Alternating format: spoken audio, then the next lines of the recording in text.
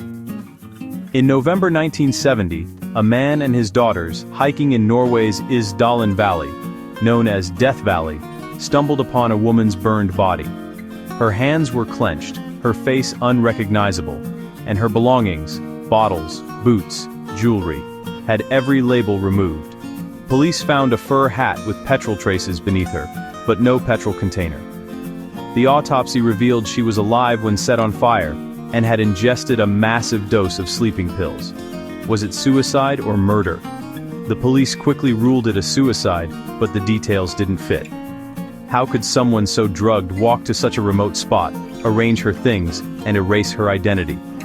The case was closed, but the mystery only deepened. The woman became known as the Isdal Woman, a body with no name, her past deliberately erased. Her story would haunt Norway for decades. The scene was a puzzle, a vanished identity, a violent end, and no clear answers. The Isdal Woman's enigma had just begun. Days later, police found 2 suitcases in a Bergen train station locker packed with her clothes. Again, all labels removed. There were wigs, makeup, eczema cream, and currencies from across Europe. Most intriguing was a notepad filled with coded entries, which police deciphered as a log of her travels.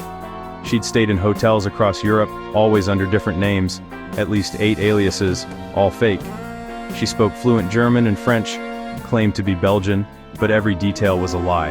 Hotel staff described her as elegant, reserved, and watchful, often wearing wigs, changing rooms, and guarding her door.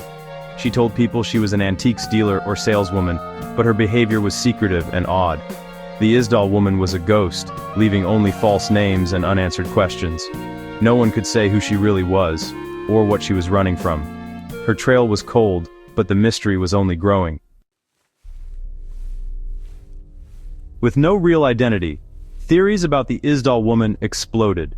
The most popular: she was a Cold War spy, Norway was a NATO hotspot, and her movements matched secret military events.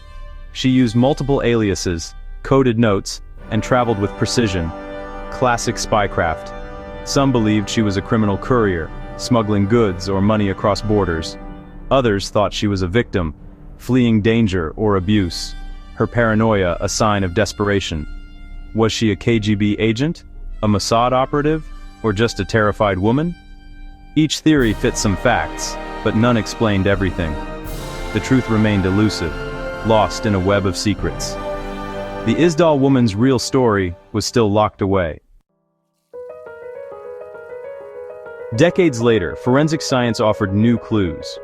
Isotope analysis of her teeth suggested she was born near Nuremberg, Germany, and grew up near the French border. DNA revealed Southeast European or Southwest Asian ancestry, complicating her origins. Journalists uncovered new leads, including a Frenchman who claimed to have known her.